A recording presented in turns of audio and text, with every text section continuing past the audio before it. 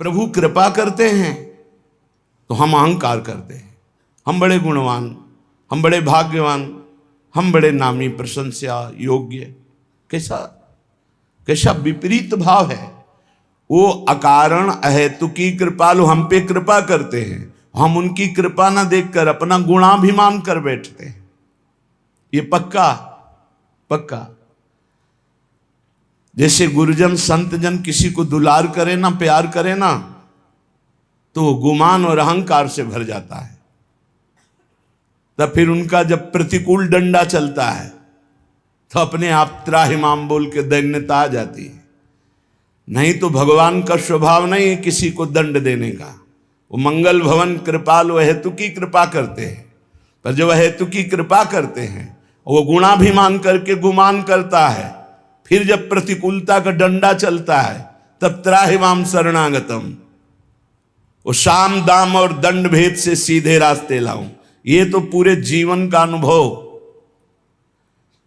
अनुकूलता से किसी को सुधारा नहीं जा सकता, पक्का। चाहे जितनी अनुकूलता दे दो, ये दुष्ट स्वभाव मन और इंद्रियां ना अपने और ना दूसरों के कभी सुधरने वाले नहीं। जैसे गांव में कहा जाता है कि लातों के भूत बातों से नहीं मानते, ऐसे ही ये जो भोगों का भूत है ना, विषयों का भूत है, देहाभिमान का भूत है, ये डंडा से ही मानता है। जब चिंता, शोक, भय, विपत्ति, रोग कदम कदम पे इनके डंडे लगते तब इनके होश आते हैं। इनको दुलार करो, चाहे प्राण दे दो इनके लिए, ये दुष्ट अपने स्वभाव से कभी मानने वाले नहीं। ये अभिमान, गर्व, धूर्तता, ऐसा लगता है कि इनकी गरज है, भगवान की गरज है हमारे लिए, गुरु की गरज है हमारे लिए। नहीं समझने वाले। ये समझते ही दंड से है। साम दाम सब दे के देख लो, नहीं समझने वाले, ये दंड से समझते हैं। एक बार किसी अधिकारी से वार्ता कर रहे थे तो हमने कहा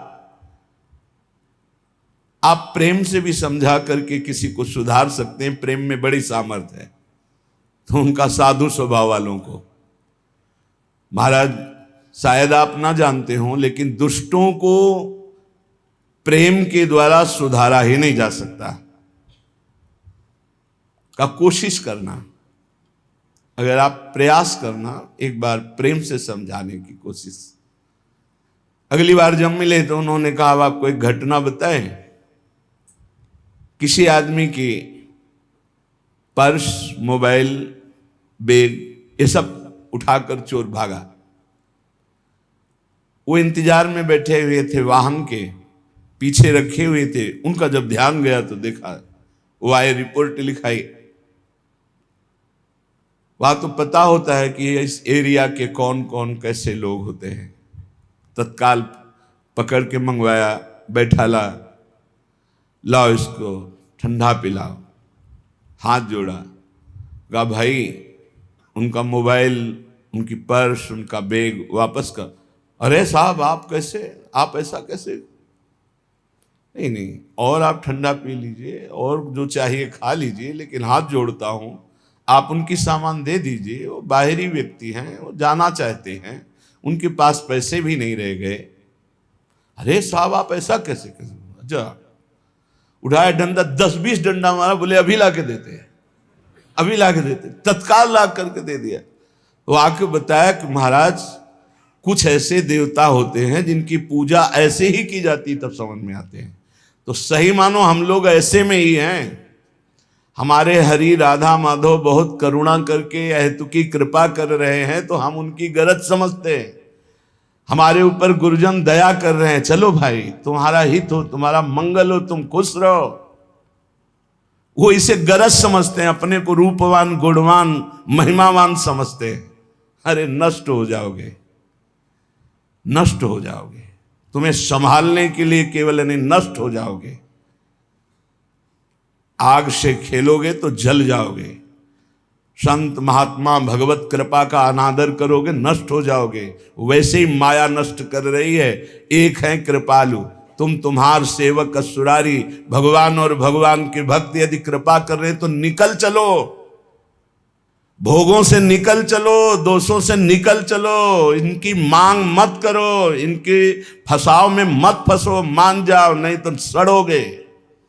ऐसे ऐसे रोग हैं, ऐसी ऐसी विपत्तियां हैं, ऐसे ऐसे भयानक घटनाएं हैं, विश्व में कोई किसी का साथ नहीं देता। मान लो, प्रार्थना मान लो, ये अहेतु की कृपा से बड़ा शुभ अवसर मिला है भगवत प्राप्ति के लिए। पूज्य श्री भाई जी महाराज कह रहे हैं, वृथा क्यों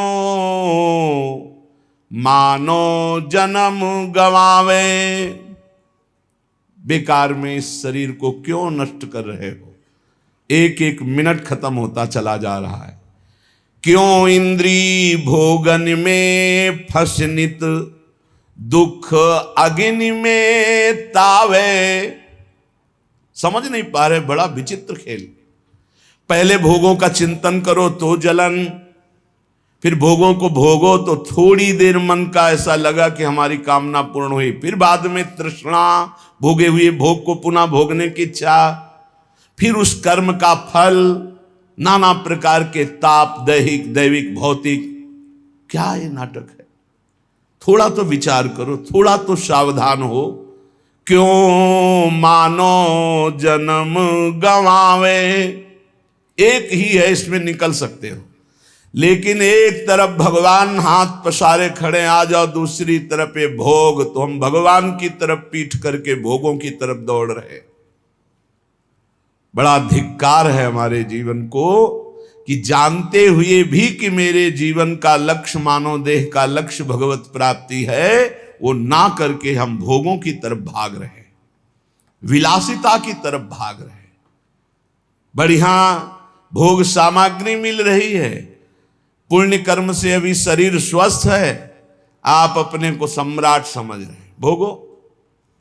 जहां शुभ कर्म का आया तो हाय हाय मच जाएगा, उसके आने के पहले भजन कर लो।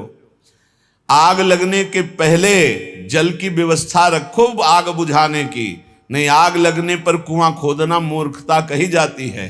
ऐसे ही जब विपत्ति और संकट आते हैं तब बचाव पक्ष के लिए भगवती स्मृति ही नहीं रहती कि हम भगवान की याद कर ले, भगवान से प्रार्थना करें। जीवन भर भगवत विमुख रहे हो तो उस समय भगवत स्मृति जागृत नहीं होती। इसलिए ये भव तरन शरीर सुदुर्लभ, हरि सुमिरन के हेतु, मिल्यो परम प्रभु कृपा, सहजयति भवसागर को सेतु। ये केवल संसार से मुक्त होने के लिए मानव देह मिला है। केवल हरि सुमिरन ही संसार से मुक्त कर सकता है। खुली बातें, ये मानव देह केवल भगवत प्राप्ति के लिए मिला है। भगवत प्राप्ति निरंतर भजन से होती है। भजन छोड़ करके, कृपा समुद्र भगवान का लीला कथा स्मरण छोड़ करके जो भोगों में रति है, यही हमारे नाश का हेतु है। भजन छाड़ी विषयन सेवन सो, होत से तु ये भंग, खात चपेटे बीतत फिर, भवनिधि की विषम तरंग।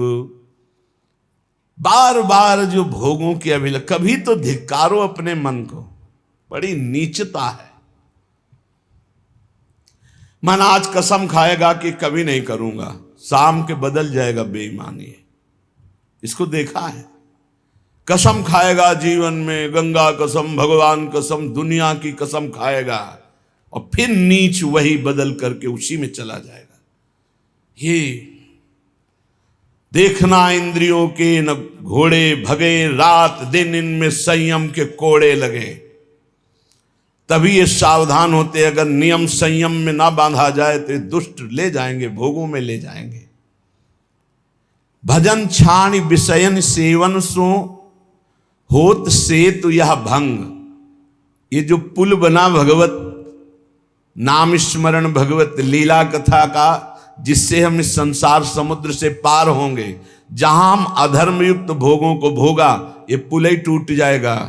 फिर इसी संसार में ना तो आपका भगवत प्राप्ति तत्वबोध जैसा ज्ञान होगा, न भगवत प्रेम होगा, ये पुल ही टूट जाएगा। सच्चिदानंद भगवान के अंश हो, जिनकी माया है उन्हीं के तुम हो। जैसे माया पावरफुल है, उससे ज्यादा तुम पावरफुल हो, क्योंकि माया भ्रम डालती है, तुम ज्ञान स्वरूप हो। अपने स्वरूप को भूलकर अपने को देह मानकर बस मुझे ये भोग चाहिए, ये चटोरापन जबान का, ये भोगपन जनेंद्री का, ये विचारों का तुम्हारा नाश कर देगा। आज हम चिल्ला के कह रहे हैं, समझ में नहीं आ रहा, कल कोई कहने वाला नहीं होगा, केवल फंसे होगे दलदल में, होश में, होश में। ये सत्संग रोज का रोज नवम नवम आपको उत्साह बढ़ाकर भगवत प्राप्ति के लिए है। अगर आपने इस सत्संग को अपने लिए नहीं माना तो आप निश्चित समझ लीजिए बड़ी हानि हो जाएगी। आप अपने अंतःकरण को जांचिए, जो हम कह रहे हैं उसे पकड़िए। भजन छाण विषयन सेवन सो होत सेतु या भंग, ये जो पुल बना था कृपा का, जिससे आप संसार समुद्र से पार हो जाते। नाम जप करना, लीला गायन करना, संयम से रहना, अपने दिमाग को प्रभु में लगाना, नहीं वही मनमानी हरि गुरु से भोग की चाह करना, हरि गुरु से अनुकूलता की चाह करना, हरि गुरु को एक सांसारिक तौर तरीके पे उतार देना। सावधान, ये पुल ही टूट जाएगा, रास्ता ही खत्म हो जाएगा, दूसरा रास्ता शुरू हो जाएगा। खात चपेट बीतत फिर भवनिधि की विषम तरंग, ऐसी विषमता उत्पन्न होगी कि करोड़ों जन्मों में भी पता नहीं कब भगवान की प्राप्ति का ऐसा संयोग बने। चूको मत, विफल होए नर देह मिलत नहीं प्रेम, नहीं भगवान शोक अशांति नरक की पीड़ा, मिलत महादुख खान। ये मनुष्य देह प्राप्त होना बेकार हो जाएगा। महान दुख, नाना प्रकार की नार की गतियां, नाना प्रकार की पीड़ा अभी आपको पता नहीं है, अभी आपको पता नहीं। अगर आप भजन नहीं करते तो इसी जन्म में नरक की वानगी तो मिली जाएगी, और परिणाम जो पूरा फल मिलेगा वो तो किसी से बताने नहीं आओगे। बहुत भयानक दुखद माया में फंस चुके अपने लोग। इससे निकलने का एकमात्र उपाय अभी अवसर है, अभी भगवत प्राप्ति का बढ़िया अवसर है। निरंतर नाम जप करो, भगवान भी भोग दे तो मत स्वीकार करो। तुम तो चाह करते हो भगवान से, भगवान भोग दे तो भी नहीं स्वीकार किया जाता।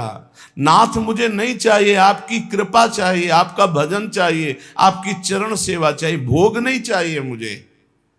हरि गुरु जो इच्छा करी हो मन माही, प्रभु प्रसाद कछ दुर्लभ नाही। जो इच्छा करोगे वो प्राप्त हो जाएगा, इच्छा त्याग कर दोगे तो हरि गुरु मिल जाएंगे। अभी ना गुरु को पहचानते हो ना हरि को पहचानते हो, केवल मनुष्य व्यवहार करते हो, मनुष्य व्यवहार। कहते जरूर हो गुरुर ब्रह्मा गुरुर विष्णु गुरुर्देव महेश्वरा, गुरु साक्षात पर ब्रह्म तस्मै श्री गुरुवे नमः। सबको श्लोक याद है, लेकिन पर ब्रह्म थोड़ी देखते हो, मनुष्य देखते हो। तभी तो अनुकूलता में जय जय, प्रतिकूलता में पता नहीं लगा, प्रतिकूलता में पता ही नहीं लगा कि कहां हो। ये है भगवान की माया का प्रचंड रूप। हरि गुरु कभी प्रतिकूल होते हैं? कभी नहीं। जैसे मां कभी प्रतिकूल नहीं हो सकती, और वो हो भी सकती क्योंकि मोह से युक्त अज्ञान की धरा में है। और गुरु और हरि ये तो ज्ञान समुद्र है, यहां से प्रतिकूलता की गुंजाइश ही नहीं है। पूज्य राधा बाबा कहते हैं जैसे सूर्य भगवान से कह दिया जाए कि तुम्हारी ताकत हो तो अंधकार दिखाओ, वो दिखा ही नहीं सकते। ऐसे एक विनोद की भाषा में कहा जाए भगवान से कि तुम हमारा मंगल कर दो, तो भगवान की ताकत नहीं कि अमंगल कर दे, क्योंकि मंगल भवन है, अमंगल हो ही नहीं सकता। जहां सूर्य वहां अंधकार टिक ही नहीं सकता, जहां भगवान वहां मंगल हो ही नहीं सकता। तो भगवान और भगवान के भक्त अभेद होते हुए भी अंतर पाया गया। अंतर पाया गया, क्या पाया गया? भगवान की उपस्थिति हृदय में होते हुए माया बनी रही, लेकिन भगवान के भक्त का आश्रय लेते ही हम माया का त्याग करने लगे। मोरे मन प्रभुष विश्वासा, राम ते अधिक राम कर दासा। फिर भगवान या भगवान के भक्त से प्रतिकूलता की कैसे संभावना हो सकती? भोग त्याग करी विष समान तजी, ममता राग गुमान, छिन छिन तन मन धन सो केवल, करो भजन निर्माण। ये धर्म विरुद्ध भोगों का त्याग कर दे। विष के समान है ये, जब चढ़ते हैं तो पागल बना देते हैं और जन्म जन्म तक के लिए ऐसे संस्कार पुष्ट करते। तुम समझते हो 5 मिनट भोग लिया क्या होगा? ये 5 लाख जन्म तक नहीं मिटेगा। 5 लाख जन्म तक बार बार ये मैसेज आता रहेगा, आपने भोगा, ये भोगा, अब इसको भोगो और भोगो, जलोगे। इसलिए संत जन कहते हैं विष एक जन्म नष्ट करता है, विषय लाखों करोड़ों जन्म तक नष्ट करते रहते हैं। ये अनुभव का है। आप जब भजन करते तो रोज देखो ना क्या भेजता है मन, क्या फेंकता है, वही विषय वही विषय।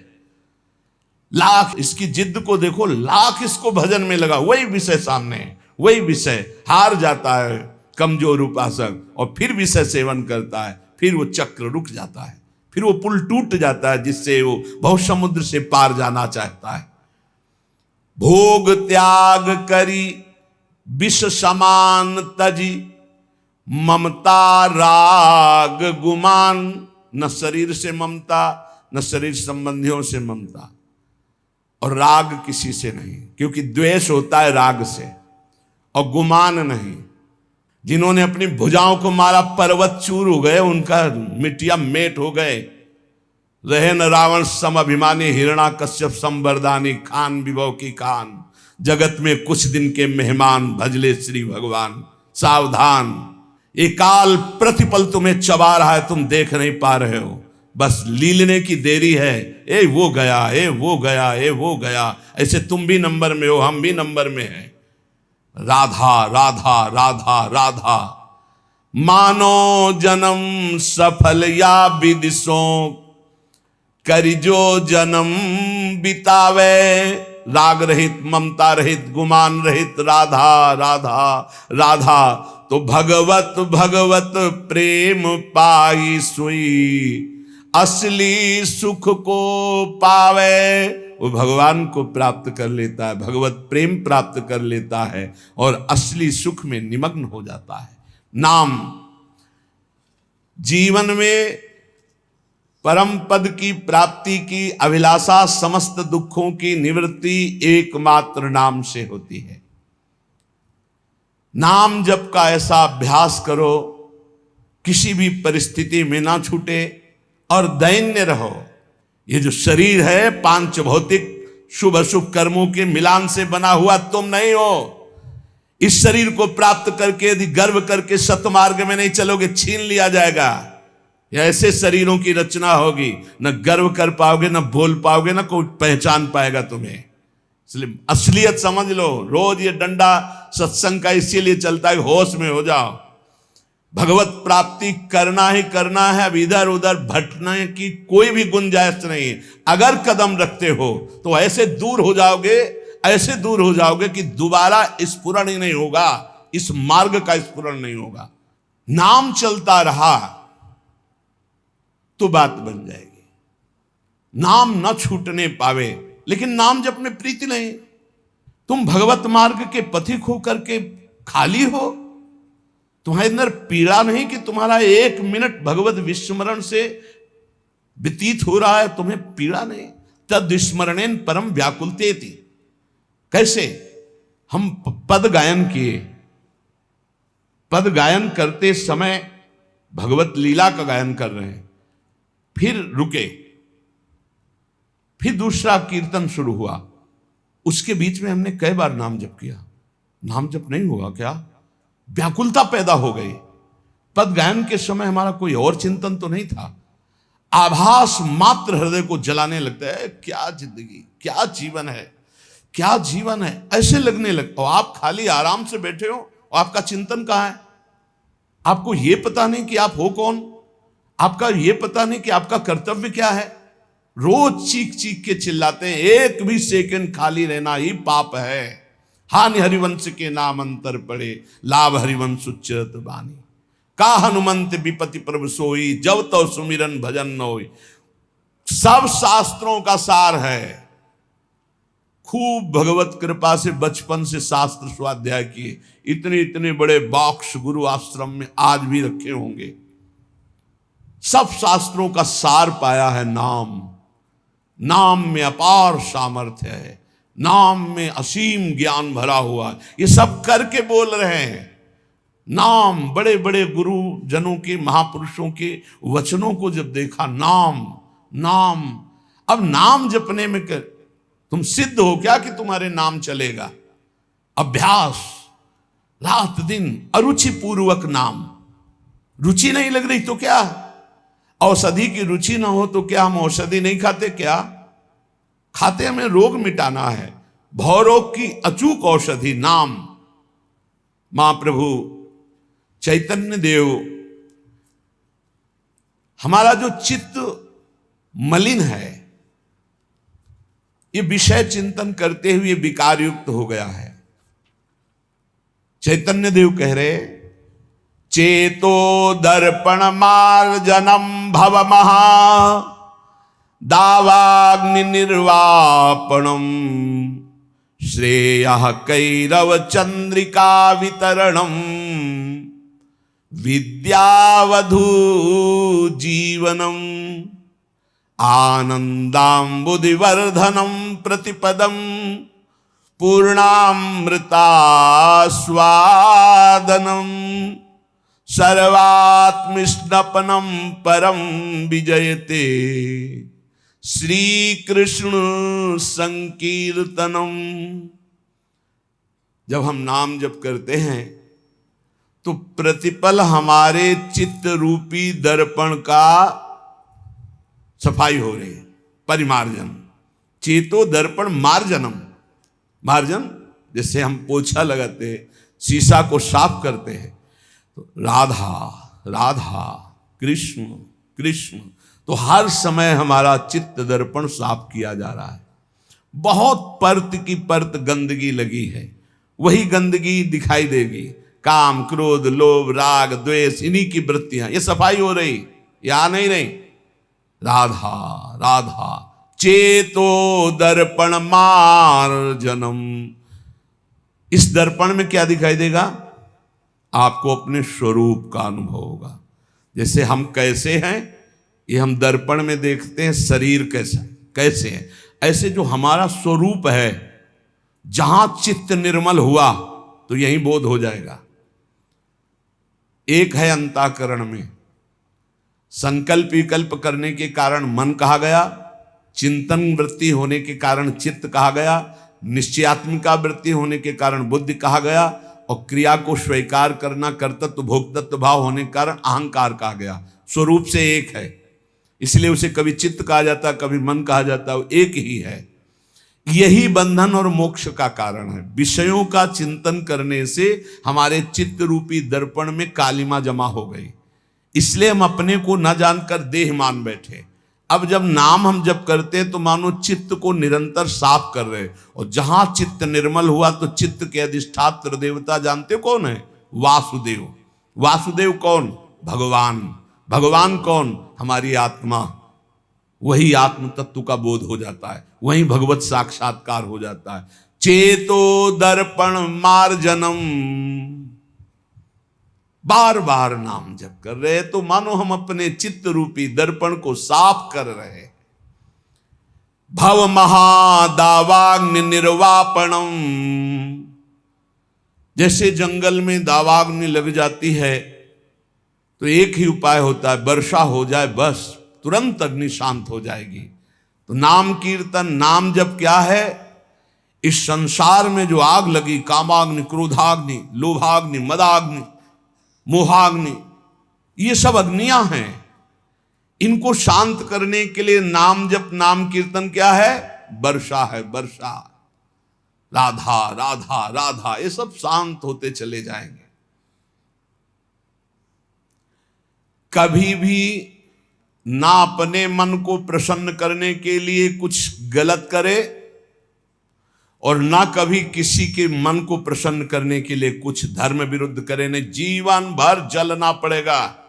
शब्द लिख लो, अपना मन जब गलत मार्ग से सुखी होने की बात करे तो बहुत जलन होती, तो लगता है कर दो यार, शांत हो जाएगा। कभी धोखे में मत फंसना, ये दुष्ट तुम्हारे ऊपर चढ़ बैठेगा, तुम्हारा नाश कर देगा। ऐसे ही कभी किसी के भी मन को खुश करने के लिए कुछ मत करना, नहीं तो मर जाओगे अपने परमार्थ से, मिट जाओगे सतमार्ग से, और तुम्हारी वासना तुम पे हावी होके, और भय और वासना दो तुम्हें गुलाम बना लेंगी। ये कागज में लिख लो, ये अनुभव की बात कहता हूं, छाती के अनुभव की बात कहता हूं। महापुरुषों ने, संतों ने जो शास्त्रों में लिखा है वो मन को जोड़ के लिखा है। कैसे अनुभव होता है? तुम्हारे मन में अपने मन को जोड़ दिया, पूरा का पूरा संपूर्ण मन का भाव आ गया, उसी को समझा जाता है। दावाग्नि निर्वापणम, भाव दावाग्नि, संसार रूपी दावाग्नि को शीतल जल की तरह शांत करने के लिए नाम जप है, नाम कीर्तन है। महाप्रभु चैतन्य देव कह रहे, श्रेयः कैरो चंद्रिका वितरणम, जैसे बढ़िया चांदनी खिलती है तो कुमुदनी खिल जाती, चंद्रमा की चांदनी को देखकर जैसे कुमुदनी खिलती है, ऐसे श्रेयः कैरो, कल्याण रूपी कुमुदनी, परम कल्याण रूपी कुमुदनी के खिलाने के लिए नाम चंद्रमा की चांदनी है। नाम कीर्तन, नाम जप निरंतर महामहिम है। ये नाम चेतो दर्पण मार्जनम, चित्त रूपी दर्पण का मार्जन करने वाला है। भव महादावाग्नि निर्वापणम, संसार अग्नि को शांत करने के लिए शीतल जल है। और मोक्ष, कल्याण, श्रेय, इस कुमुदनी को खिलाने के लिए ये चांदनी। कैरो चंद्रिका वितरणम, और विद्यावधु जीवनम, विद्या जो अविद्या को नष्ट कर दे, वो ज्ञान, वो पराविद्या, उसका जीवन है ये नाम।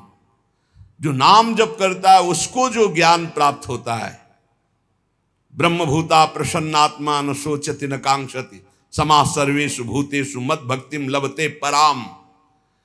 जो परा ज्ञान है, परा भक्ति है, वो नाम से प्रकट होता है। वो वेदांत के श्लोक याद करने से नहीं होता है। वो जितना नाम जप करोगे, जितना भजन करोगे, उतने शुद्ध ज्ञान आएगा। विद्यावधु जीवनम, जो अविद्या का नाश करके स्वरूप बोध करा दे, ऐसी विद्या रूपी वधु का जीवन है नाम। जितना नाम जप करोगे उतना विद्या प्रकाशित होगी, अविद्या नष्ट होती चली जाएगी। आनंदाम्बुदिवर्धनम प्रतिपदम, आनंद समुद्र को बढ़ाने वाला, पद पद पर पूर्ण अमृत का दान करने वाला। जैसे जैसे नाम जप करोगे आनंद बढ़ेगा। पहले तो जलन बढ़ेगी, जो गलतियां हैं वो मिटेंगी, जो गलतियां हैं वो असहनीय होंगी, जो गलतियां उस पर गुस्सा आएगी, कैसे मेरे से गलती हो रही है, कैसे मैं गलत हो रहा हूं, क्या चाहिए मुझे, क्यों मैं भगवान नाम छोड़ करके गलत आचरणों में उतर रहा हूं।